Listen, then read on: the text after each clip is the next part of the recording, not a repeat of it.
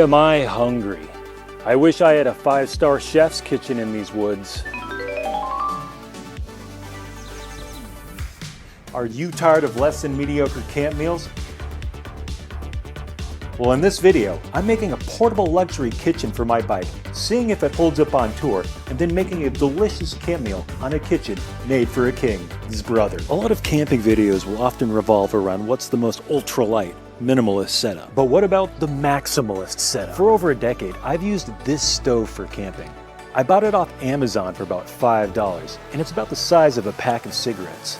Although, this burner can be difficult to set up. And dangerous. So join me as we ready our breakfast and eat hearty, for tonight we dine in heaven.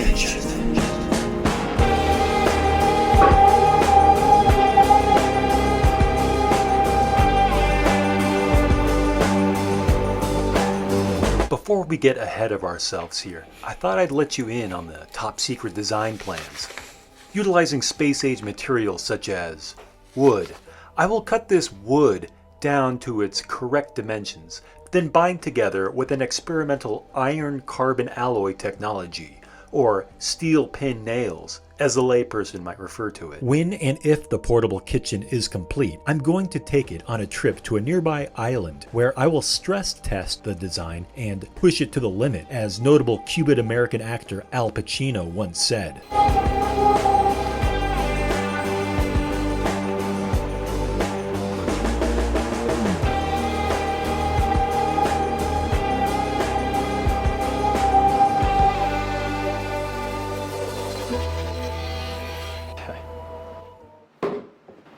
All right, good. Well, this is the main structure.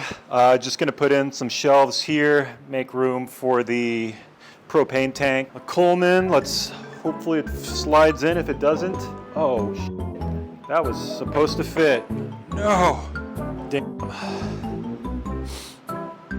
Yeah, it's a big mess up.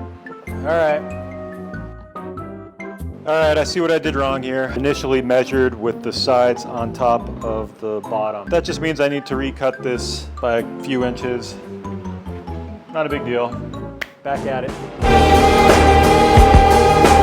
Okay, recut that piece. Just a slight mess up, not a huge deal. The propane stove fits on top nicely. But now that I look at this thing, I haven't really tested it, what it's gonna look like on the bike. It looks massive. Yeah, there's not too much I can really do about it at this point. I'm just gonna see and go with it. Hopefully it's not a complete failure right off the bat, but I don't know. We shall see. I won't stop now.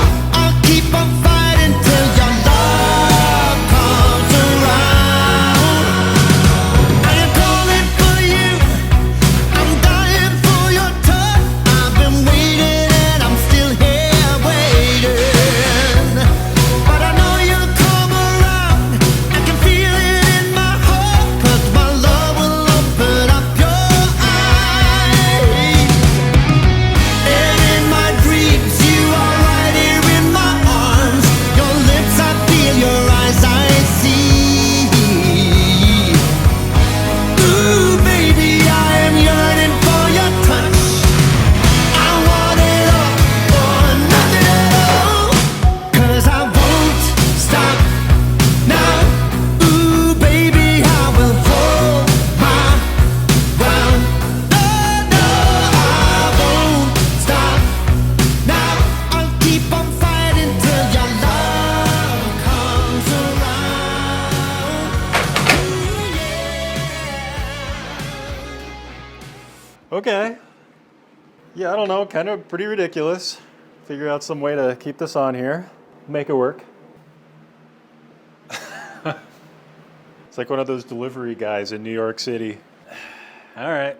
Okay, next thing to do is figure out how to make this more level. Got some ideas going.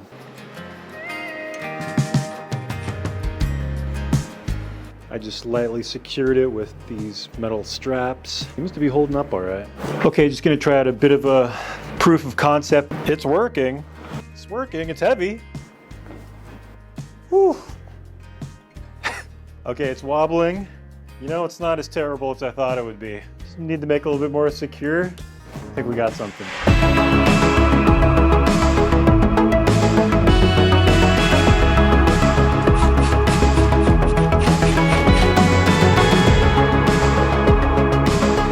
Okay, so there's just a couple more things I need to put on here in terms of hardware. I got this on, the hinges, etc. I did forget to stain and put on the sealant or whatever for the front panel here.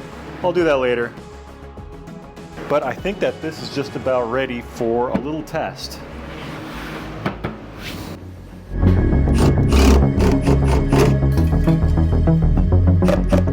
So this isn't going to be the complete set of things I'm going to put in here, but just going to put the main objects.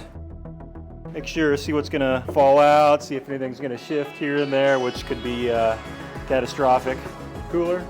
I'm not going to lie, this is a little janky, but oh man. Oh no. I had originally designed this to fit my cooler, but it's just a little bit too small. Damn. Crap. Well, that sucks. I could have easily made room for it. All right, well, no cooler, I guess. Well, problems already. This latch is falling down. It's not supposed to, or at least I'd hope it wouldn't. When I was just walking the bike out there, this thing was rattling around like crazy. So it might be a very annoying bike trip. All right, let's try this again.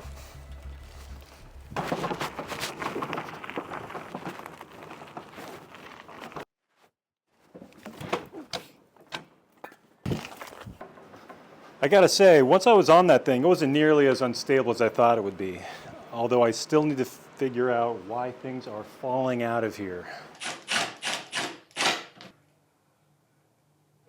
Oh, so I think I got most of the kinks worked out here, put on some new latches, put on some elbow joints, and I think that it finally might be ready for the next test run. Now, I'm not going to say that it's not going to be noisy as hell. I think it's going to rattle all over the place, but it's going to be a little bit better. I hope.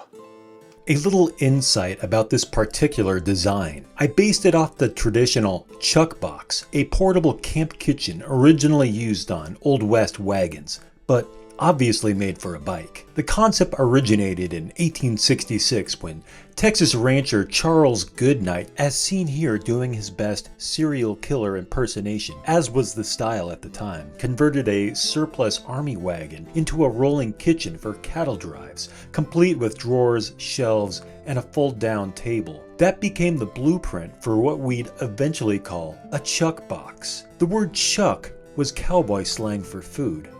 The chuck wagon was the center point for the cowboys to congregate at the end of the day. Being a cowboy was a hard, dirty, low-status job that was actually quite diverse. About a quarter of all cowboys were black, and about a third of these cowboys were Mexican, who were employed by ranches throughout the southwest of the United States. After the American Civil War, the beef market in Texas expanded. Some cattlemen herded cattle in parts of the country that did not have railroads, requiring them to be fed on the road for months at a time.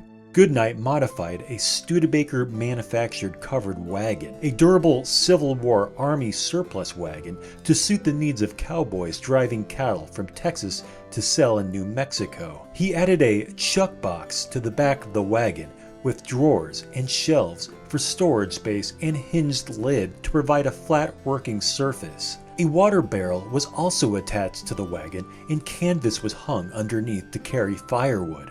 A wagon box was used to store cooking supplies and cowboys' personal items. The bike box out on its inaugural spin here, and it's actually going way better than I thought it would. It's not making nearly as much noise. It's rattling a little bit, but that's mostly from the Coleman stove. Yeah, it seems fairly centered. It's not pushing me around as much as I thought it would. So yeah, I think overall this might actually work out.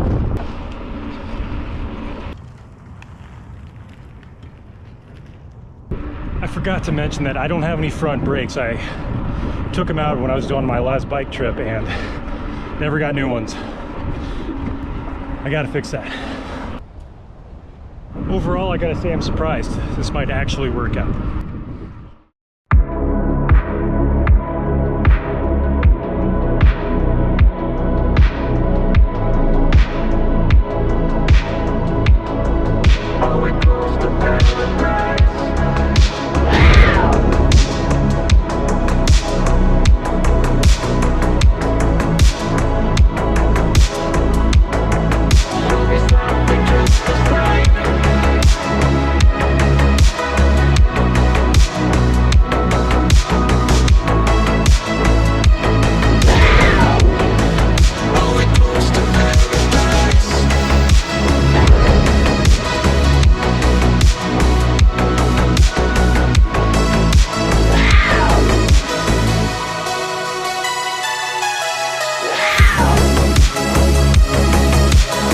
It was time to take the portable kitchen made for a king's brother on its big debut with an overnight trip to the local island of Vashon. Nestled within the Puget Sound of Washington state, it is located between the first and third largest cities of Seattle and Tacoma. It is only accessible by ferry, with a pickup every hour.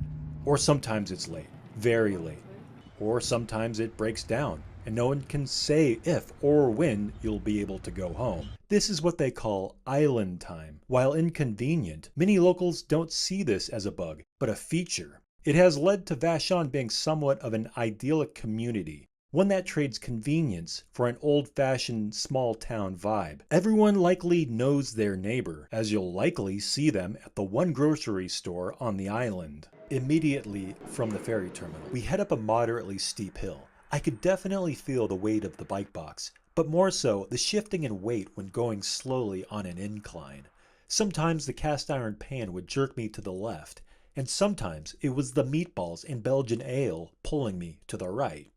You might think that I had just taken off from my house for a little overnight camping trip, but this location was actually quite strategic. After all, I was on island time, and all the inconveniences that come with it. But there's nowhere I could get views like this right outside my front door. And for the sake of transparency, I chose this island solely because it would look good in a YouTube video. I'm technically camping on Maury Island tonight. Maury Island is connected to Vashon through a man-made isthmus created by locals in 1913. This island is deceptively beautiful, as it's technically part of a Superfund site. And no, I did not say Superfund site, but quite the opposite. The topsoil of Maury and Vashon Island was heavily polluted by a copper smelt in nearby Tacoma that littered the area with thousands of tons of lead and arsenic. That being said, it's perfectly safe, and I'm only planning on eating a little bit of dirt. I am camping after all. I had made it to the campsite in one piece, and with only a slight dusting of lead and arsenic. I was quite fortunate to find such a beautiful spot with a view of the water picture framed by Mount Rainier. The YouTube video was going to plan. I strapped the bike to the table to mitigate tipping concerns. Along my short trip, the sway in the box was becoming more and more erratic. Figure out how to make this more level. And I figured out it was because the crappy piece of wood holding it up, got some ideas going, had started splitting. But that's a worry for tomorrow.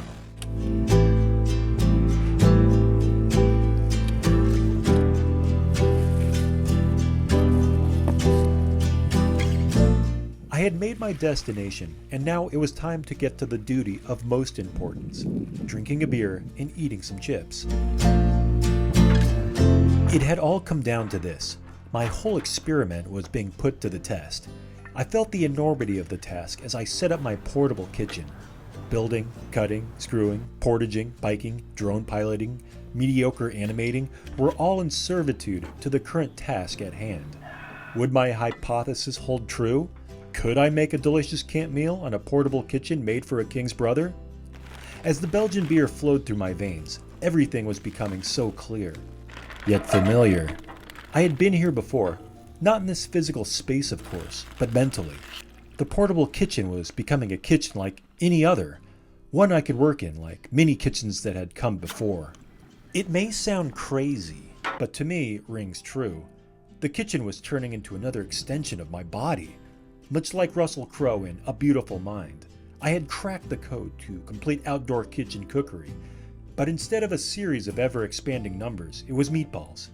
Algorithmic patterns were a box of Spanish rice, and much like Oppenheimer himself, gathering the greatest minds known to mankind, I had gathered hot dog bun to meatball, creating my own nuclear reaction, the meatball sub. So I gotta say, something that was pretty much meant to be a joke has far exceeded my expectations. It was a little janky. We'll see about getting home tomorrow, but for the most part, it's made making dinner way easier. And you know, it's super heavy, but you know, not crazy heavy. Yeah, I actually think it's not as much of a joke idea as I thought it would be. Another nuclear reaction was forming, or should I say nuclear waste, within my own body, as I let the meatballs, beer, Spanish rice, and chips form their own kind of fusion within my stomach as I set up camp for the night. Surely Oppenheimer had experienced this himself. Putting up this tent as I had done hundreds of times before, I looked out into the night as the planes formed a steady line in the night sky, waiting their turn to land at Seattle International Airport. I wondered where they were coming from, and how long they would be here for, and what stories they were waiting to tell their loved ones once they landed. Did they have to sit next to a stinky person? Did the flight attendant never come back with another bag of pretzels despite their promise? Did someone stink up the bathroom so bad that the plane is now having to make an emergency landing? Everyone on every seat of those planes has a story. Alright, I'm gonna go to bed. But just remember that I love you all very much.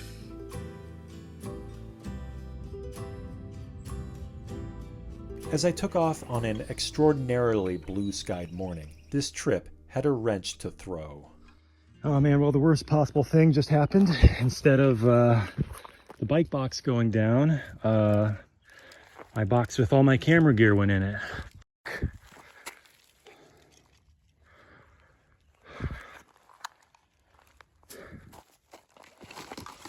Oh my God. Drone batteries. Holy shit. Well, my camera took a big tumble, but thankfully it seems to be turning on, except the LCD screen's a little broken. But wow, it's really wish that was the bike box instead. I was so focused on the bike kitchen from falling over that I completely forgot to secure what was invariably more important: my camera bag. It might not be practical, it might not be as good as other bike kitchen videos on YouTube, and you might not be able to top what you did last time, but you put in the energy and did something, tried your best, and moved on to the next thing. Jesus Christ. Because life is all about small wins that act as a floaty in a pool of loss and disappointment. Will this bike kitchen lay dormant in my garage for who knows how long? Probably. But it's special because there's one of them, and time and care was put into it, just like you. You are the bike kitchen of this world, and that's something to celebrate. And just like Juan Sanchez Villalobos Ramirez said, played by noted Spanish actor Sean Connery in the 1986 Highlander film, there can be only one. I really appreciate everyone who liked and commented on my last video. The overwhelming number of comments were positive and encouraging. It really inspired me to continue working on these videos. And I hope you stuck around for this one as well. This video was created by me without the assistance from including script, animation, and editing. Thanks again, and hopefully I'll see you in the next one.